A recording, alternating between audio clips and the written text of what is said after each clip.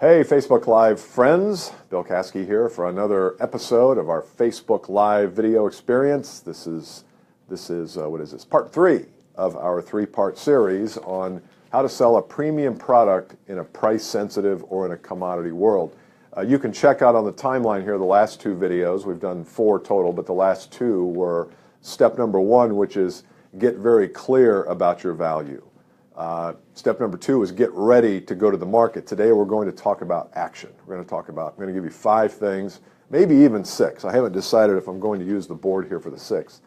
5 things you can use today or tomorrow to start to go down this path of selling a premium product or a premium service and commanding your price in the market. A couple things before we begin. I'd love it if you shared this with your colleagues in your tribe. If you believe they would get value out of it, by all means share it at the bottom.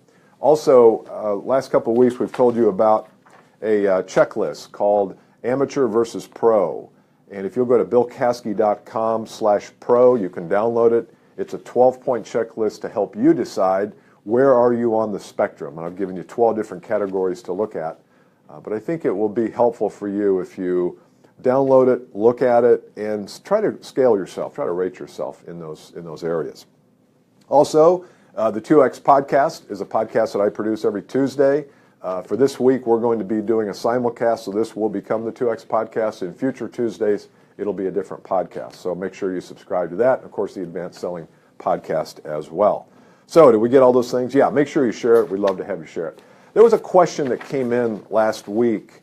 There was a couple questions. I don't know if you remember, we asked for questions from the audience of just things that you struggle with. And there was a question we did not get to. So I want to read this and give Kevin a little shout out and also answer his question. Bill, I always feel like I'm treated like every other salesperson who walks in the door. Yeah. I get lied to, strung out, taken advantage of. I'm getting enough appointments, but few turn into sales. I think it's something I'm doing or not doing. What can I change? Well, hard to tell since I don't know what you are doing or aren't doing. If you would have sent me that, I could have probably given you some more hints. But this whole idea of what's the user experience? You know, we spend a lot of time, some of you who sell software as service, some of you that sell CRMs, there's always that user experience that you all talk about. And while that's important, I think also there's a user experience in the buying process. What experience do they have of you when they are buying from you? And I don't think we pay enough attention to that. I don't think we think through that very well. If you're selling a premium product, then I believe your process has to be a premium process. If you're selling something that's at a 30% cost disadvantage, if your price is 30% high, you can't just use the same process everybody else uses. So we'll talk about that a little bit today. But that's one thing for you, Kevin, is think through what experience does the buyer have with you when they are engaging you to perhaps buy. Are you crystal clear about the circumstances they face every day in absence of your product? Is your solution a nice to have or a need to have? Your goal, all of our goals, should be the migration from a customer feeling like, yeah, that'd be kind of nice to have, to a, I gotta have it. Because once you cross that threshold into a gotta have it, I need to have it, then your price becomes inelastic. If you remember from I don't know if it was 9th grade, 10th grade, sophomore econ class, microeconomics, we talked about price elasticity. When the supply of something is big and the demand isn't as large, then price becomes elastic. The more supply there is, the less you can command. I think the same thing applies to how clear you are about your value and how much of a need to have your product is versus a nice to have. A need to have, price becomes inelastic. It becomes what it is. There's no, you can command a premium when it's a need to have product. So I want you to try this, Kevin. I want you to, he says he does an assessment, I think. Did he say that? Nah, he really didn't say that. I want you to package your assessment. I want you to package it in a product-like form where you have the 10 questions that you ask your typical prospect, and I want you to shoot a quick video prior to the call, and I want you to say this.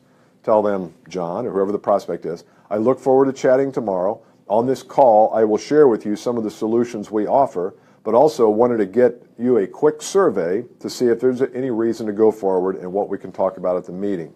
Then I want you to send the PDF of that survey so that at least they have something, even if they don't fill it out, don't worry about that. If they have something prior to you making that first call where you lay out the kinds of questions you will be asking, they can start to think about some of those answers and think about how compelled they are. So I want you to start to make them feel the need to have it, if in fact it is a need to have. And you don't know that until you get into the conversation with them. But that's a great way to start to think about, well, how do I position my premium product? Well, A, do an assessment. Make sure that you both understand the need to have ness of it, need to have-ness. It's kind of like Loch Ness, only need to have-ness. But also you need to package an assessment and let that be the driving feature of how you're going to talk about economics with the customer. So those are two ideas. So Kevin, thank you for your question. We appreciate it. So today we're going to talk about some actions that I want you to take immediately. Now some of these are going to be way out there. A couple of them you're going to say, oh geez, I just want some kind of move I can make on the customer. Okay, I've got a move or two, but I want you to think about this long term. Lengthen your vision a little bit and say not just what do I need to do this 30 days to command a higher price, but what can I be doing over the next year, 2, 5 years to command a higher price? I'm going to give you a couple of these right now. Number one, Travis, can you see this okay? Publish something of value. Publish something of value. One way to think about doing this is, I said here, publish an article that talks about why they should pay more from you and why they shouldn't pay more from you, and then hit publish. Because the more unbiased you can be in your description of your value and of whether someone even should pay a premium, because you know as well as I do, not everyone in your market should pay a premium for you. It's easy to say, oh yes, everybody should. No, some people just won't. Some people are not premium buyers. They are price buyers through and through. No matter how much value you bring, they will default to price. So if you want to publish something meaningful, publish an article, 500, 300,000 words on why people should pay more for your product and why they shouldn't, and let that be the guiding light that helps them decide if they should or shouldn't. So you might say, well, that's kind of scary to publish something as to why someone shouldn't pay more. Well, some people will not. So why don't you just put them into that profile? So that's one idea that I think can I don't know, distinguish you from the rest of the pack, is if you're courageous enough to publish an article that says, here's why you should buy from me and pay my price, here's why you shouldn't. And you can even send that out prior to meeting with prospects, because now they see you as more of an expert, more of an unbiased observer of this rather than someone who needs the business really bad. Okay, number two. Number two action to take. We talked about this on one of the first ones, but this is the action step of this. And that is, you need to denominate the problem. The customer has a problem, they have a frustration, they have a pain, they have an objective. You must denominate it. Denominate it simply means turn it into dollars and cents. Because when they get ready to spend $150,000 with you, and all they can compare it to is zero, if I decide to do nothing, that is not a fair comparison. You will never win that game. But if you denominate and you help them see that not having your solution could cost them $1 million over the next 3 or 4 years, and your solution is only $50,000, now they're comparing the $50,000 to the million. You're not going to get nearly as much price pushback. And if you believe in your numbers and they believe in the $1 million numbers, they won't be able to wait to get started to work on this problem. Because when they invest the 50, they're getting $1 million back. Maybe not right away, but over time. So your action is denominate the problem itself. So here's the way you do that, is if you are in a prospect meeting and maybe there's a couple of you and a couple of them and you're talking about the issues and talking about the solutions, you can just simply ask the question, have you thought about what this problem is costing you to have? Have you thought about that? You don't have to get into, well, how did you figure that? And what are the economics? And pull out this massive spreadsheet. You can, but I just want to see if there's been any thought at all to whether the customer has paid attention to the economics. If they say, no, you know what, we really haven't thought about it, then that may be the time to start thinking about it. So you can work them through the process or the assessment or the monetization of this. And it's very simple. What is the problem that they have, and what will it cost them if they don't get it fixed? Very simple. Denominate the problem. All right, number three. Ooh, this is good. This is good.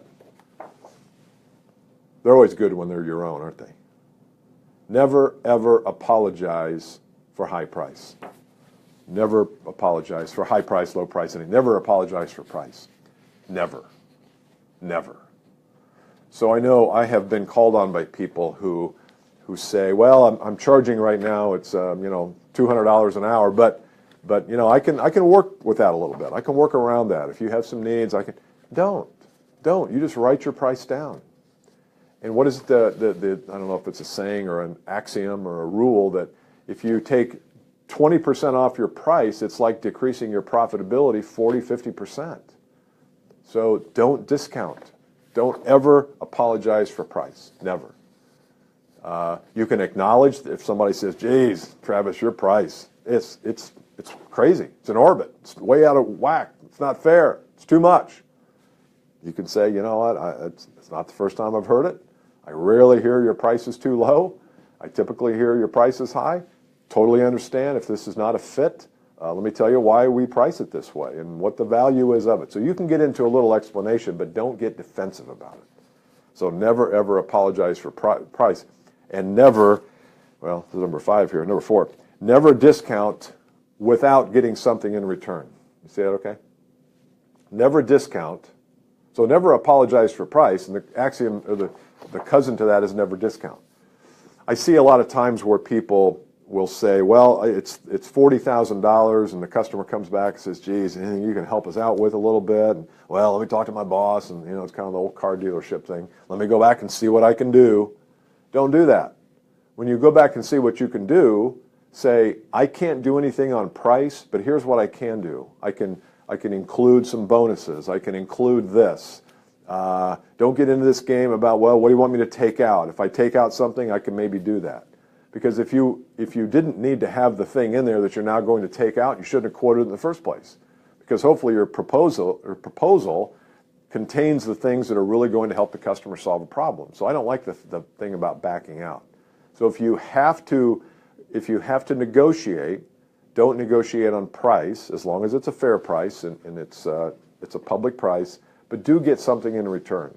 It could be a longer period of time that the contract is. I can do 5%, but I'm going to have this for 2 years or 5 years or whatever the contract is. So there's things you can do, but get something in return. But I don't like discounting, period, but if you must, get something for it.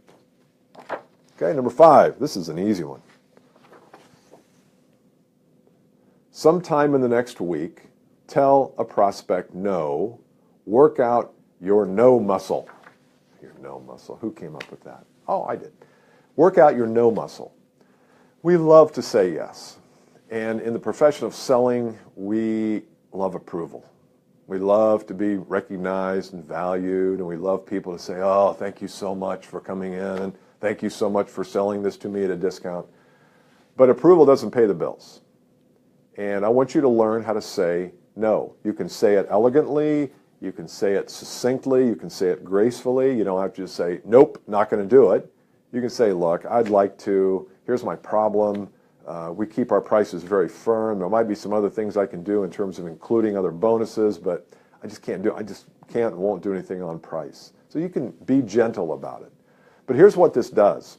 When you work out the no muscle, it allows you to say no the next time easier, until which point you're saying it so easily, people then are attracted to it.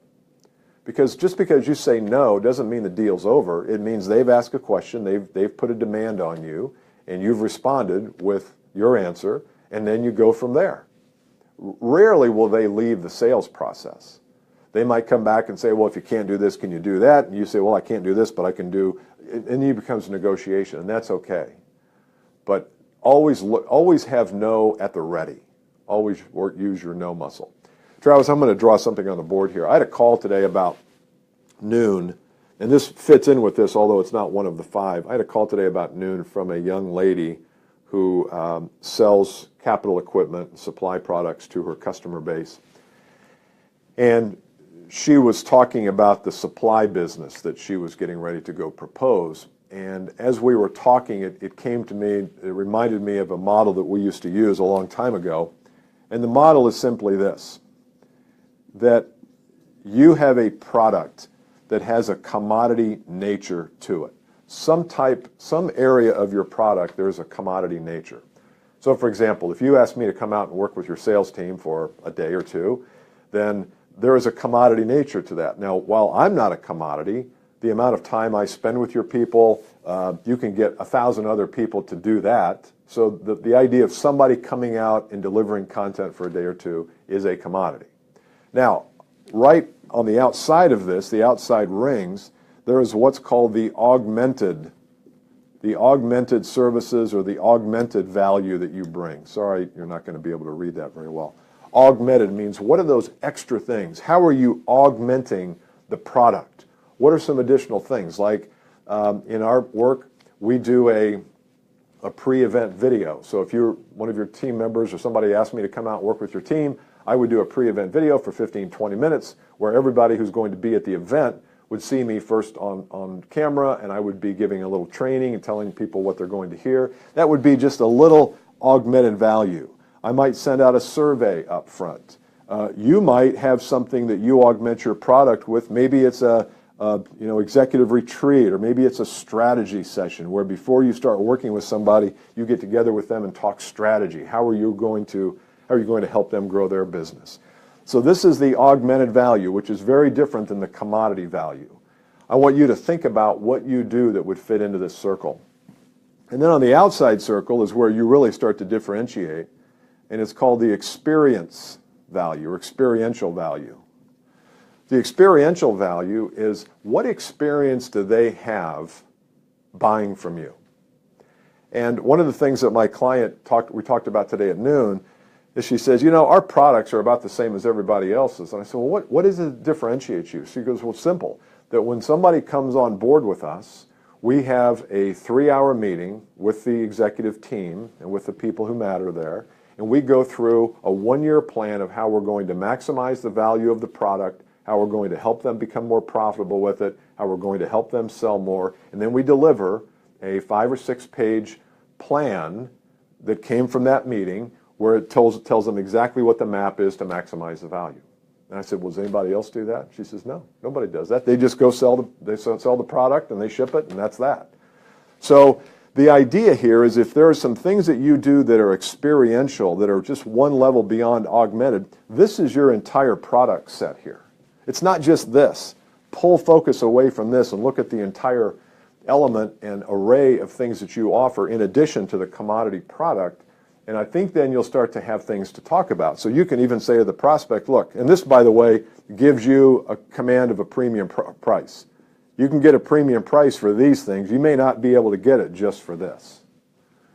So I want you to think about that. When she went back in today, or whenever she's going to see them, she's going to say, look, I'm going to propose the products here.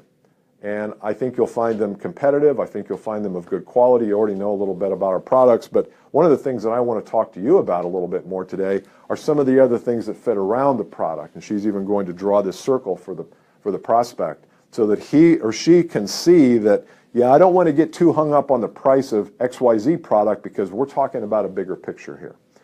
So it could be in your business, this circle is huge. All these other things you do, and this product circle is very small. In some of your businesses, the product represents most of it, but there's always extra space out here for you to find out what your augmented value and what experiences the customer have in buying from you. So I hope that helps. I know that's not a thing of beauty there, and it's not a fancy PowerPoint presentation or anything, but I think it's important that if you're going to sell a premium product in the market, this is what causes you to be commoditized, right here in the middle. So I want you to pull focus. I want you to broaden your view a little bit. Think about all these things. I bet if you got together with your team and started to say, what is the augmented array of values that we offer? What are the experience? You'd come up with a half dozen to a dozen things. And then when you're out presenting to people, you can say, look, I know that you expect us to sell you this, and we will, but you need to know what else is included. All right? I would love it if you shared this with any colleagues that you have on your Facebook tribe. Would love to see you back here next Tuesday. Once again, you can go to billcaskey.com/pro and download the trusty amateur versus pro checklist. And we will see you next Tuesday. Anything else, Travis, that I missed? All good? Okay. We'd love it if you shared this. Thanks for watching today, and we'll see you next Tuesday on Facebook Live at 3 p.m. Eastern on Tuesday. Bye.